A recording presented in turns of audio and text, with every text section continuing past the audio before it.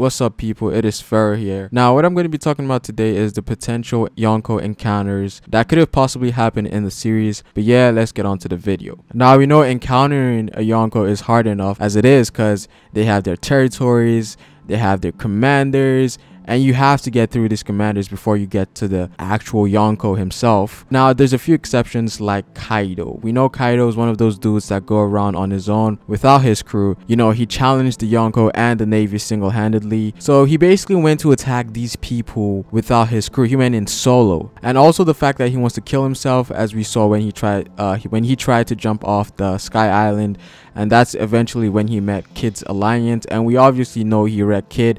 But we don't know about Hawkins, but Apu apparently joined Kaido's crew. Again, we don't know the full details about it. A lot of people were saying Apu was already with Kaido, but some people say that he was shook of Kaido, which is the most logical conclusion out of all of them, and that's the one I personally believe. Now, this is my personal thoughts, but when Kaido dropped down from the Sky Island, a lot of people might think Kaido was the person who initiated the attack, who started the attack, but there's a good chance that it might have been Kid that actually started attacking Kaido. Knowing Kid's personality and how angry he can get, so you know, I wouldn't be surprised Kid attacked Kaido. Now, the reason I say that is because of something that happened before he jumped off the Sky Island. We know Kaido was on the Sky Island in, I think it was chapter 792, and that's when Urouge noticed him, because you know, Urouge was there because he was healing himself after his battle with Commander Snack. Spoiler alert for anime watchers. But now the scariest part here is that some time passed by before Kaido jumped off in chapter 795 when he was finally revealed. Now, me and Theory32 and somebody else, I forget his name, we were analyzing that whole situation and something didn't make sense. What we noticed is that a full day passed by from the time Urouge met Kaido to the time Kaido jumped off the Sky Island. So Kaido and Urouge actually spent an entire day together, and they were probably talking or having sake or something like that before Kaido actually jumped off the Sky Island. And that's why Urouge called Kaido his friend, because I don't know why Urouge would call Kaido his friend. That didn't make sense at that time, but now it actually does. So I don't know if Kaido and Urouge might have some type of relations there, and the whole thing definitely had me and 332 shook for hours. Like that was just mind-boggling for me. And that's to tell you, man, the Urouge hype doesn't stop there. From taking down Yonko commanders to having casual talks with the strongest creature in the world, Kaido himself. Yeah, that was definitely crazy. And that's an encounter a lot of people don't know about unless you look deeper in the series and I'll analyze some stuff. So there's definitely more depth to Kaido's personality, Kaido's character, than him being like this crazy guy that just goes around attacking people. He might be a nice guy if you talk to him, I don't know. Then we move on to Whitebeard versus Kaido. Again, we don't really know too much about this. The only evidence we can use is that Kaido wanted to kill Whitebeard by going to Marineford, but he was stopped by Shanks. And the second one is that during Kaido's reveal in chapter 795, he mentioned Whitebeard's name and was pissed that Whitebeard actually got a chance to die, because you know, Kaido's immortal and he's kind of pissed at people dying and shit. Now, there was a huge misconception in the community due to a mistranslation in that chapter when Kaido was revealed. Now, the translation that got people kind of messed up is that Kaido said Whitebeard really did a number on me, and that was from Manga Reader, which a lot of people used to read from back in the day, and that got a lot of people messed up. A lot of people think Whitebeard actually beat Kaido like recently or something like that. But the official translation was that Kaido was angry at Whitebeard that he died, and you know, Kaido himself never got a chance just like Whitebeard did. So he was pissed at Whitebeard for dying because you know, he's immortal. And you know, that messed up a lot of people in the community. People were saying, oh, it's Whitebeard that beat Kaido before or something like that. I wouldn't be surprised if Whitebeard and Kaido fought in the past, but that whole translation should not be used as evidence to back that up. It was just a mistranslation that the whole community got.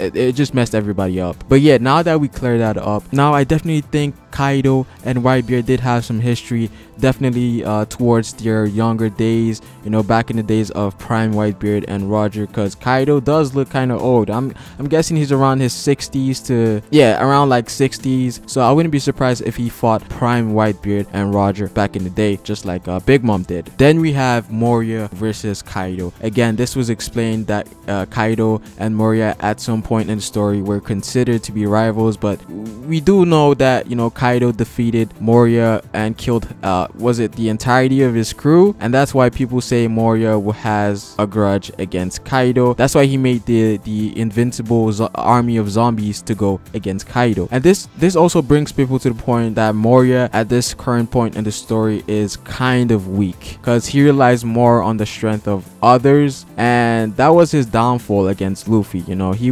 didn't really focus his abilities on himself. He just kind of took the shadows of everybody else. So, you know, him relying on other people's strength was the factor that took him down. Even the government were saying that they didn't want him a part of the Shichibukai no more, and they sent Doflamingo to take him down because he was too weak. So, you know, that speaks volumes about Moria's strength. You know, even the Goro say like, yo, this man is too weak, we gotta take him out. I think he was lacking pre-time skip, but the next time we see Moria, he might be back in, you know, his prime form. You know, he right now he looks like an old man with a big ass belly, but you know, back in the days he actually looked more muscular. You know, during Roger's execution, that might be like prime Moria. And a lot of people think we might see him when the Straw Hats go against Kaido, and this is where he might give Luffy a few pointers on how to defeat Kaido, because, you know, he fought Kaido in the past. Maybe he knows Kaido's weaknesses or something they can take advantage of when they're fighting Kaido. I would like to see the interaction with him and Luffy going against Kaido. Then we have Shanks versus Kaido, one of the most biggest and craziest situation that happened in the series. A lot of people were spooked out by it. Now we know Shanks supposedly stopped Kaido for coming after Whitebeard when we had the War of the Best and everything. Now the biggest question here is that what actually happened? You know, the only thing we can do at this point is guess.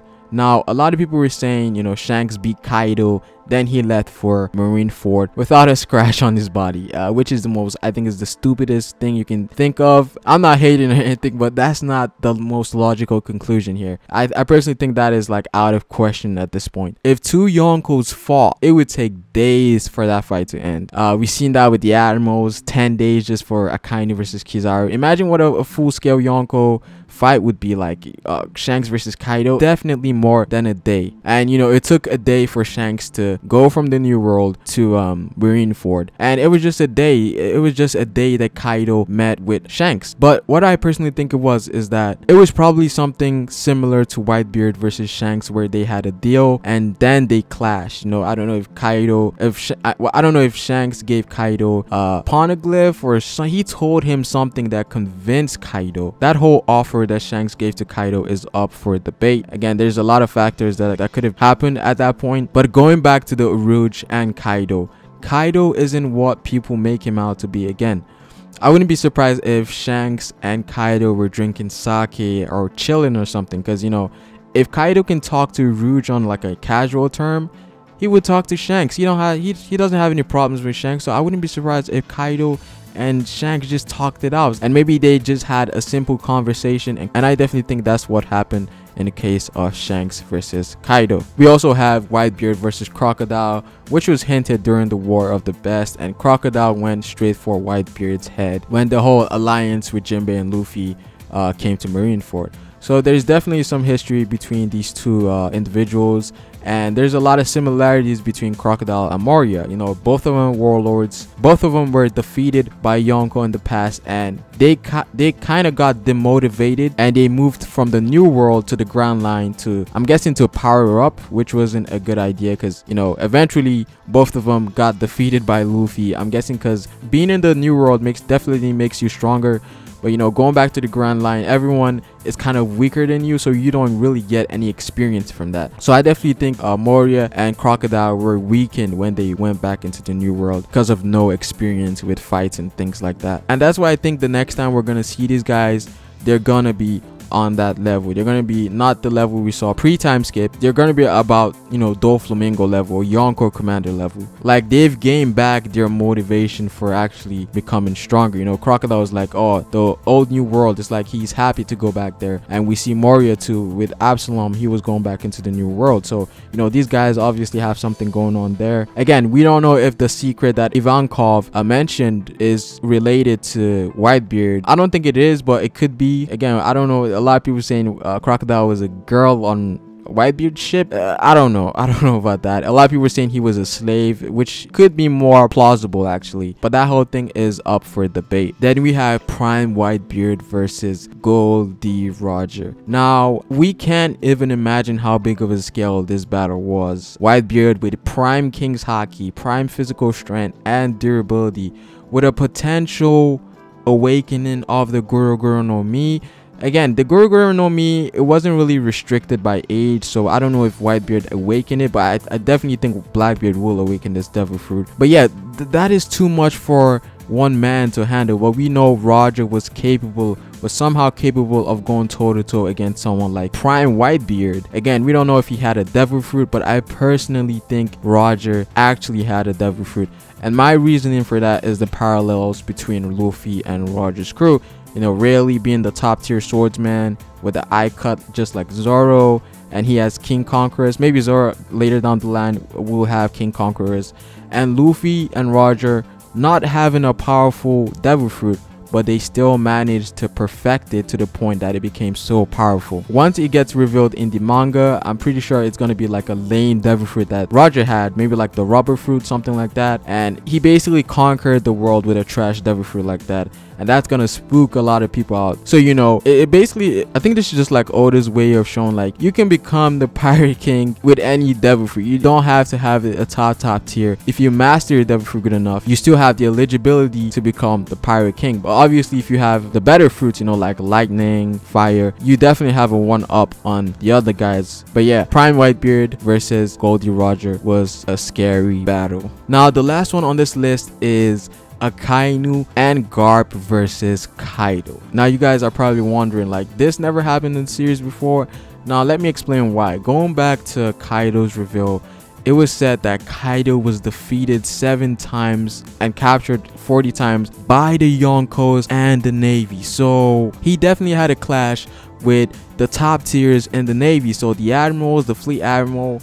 Again, we don't know the exact time frame because Kaido took those losses in the entirety of his life, so it could be in the past, it could be in the future. That's why I put Akainu. If it's Akainu, it's probably in this era or a couple of years back, but if it's in the Goldie Rogers era, it is Garp or Sengoku. It's one of those two, you know. But seeing a fleet admiral versus a Yonko would be a really good fight because, you know, a lot of people have the fleet admiral on that Yonko status. You know, Akainu, we saw what he did in Marineford, and that was just crazy to everybody, you know, ripping off Whitebeard's head. But going back to the Kaido, I think Akainu might be responsible for giving him that scar on his right side. We know Kaido couldn't be hurt by anything, and it would be so hyped that if Akainu was the only person who actually managed to hurt Kaido, you know, that would put some hype on Akainu and give him some, you know, some fame for a bit. You know, a lot of the other Yonkos have all their hypes. We haven't seen any Navy Marine that has a hype apart from like Garp and Sengoku. The new guys, the new era, the new Marines of this era, they have to have some type of hype around them. So I think it would be dope if Akainu actually hurt Kaido when no one else could actually do it. But yeah, the whole theory about the scar on his right side, you know, I made a whole analysis video on that. You can check that out. You know, Akainu is a top tier too, and I definitely think he can match up against these Yonkos. You know, it's not only just the Yonkos. There's other guys out there, Aokiji, Kuzan. You know, there's a lot of strong people out there, and I think these guys can definitely match up against the Yonkos. Obviously, the Yonkos are the top dogs. But yeah, guys, like the video, comment down below. Do you think there are any Yonkos encounters that I missed in the video? Subscribe. It is Pharaoh, and I will see you guys later. Peace.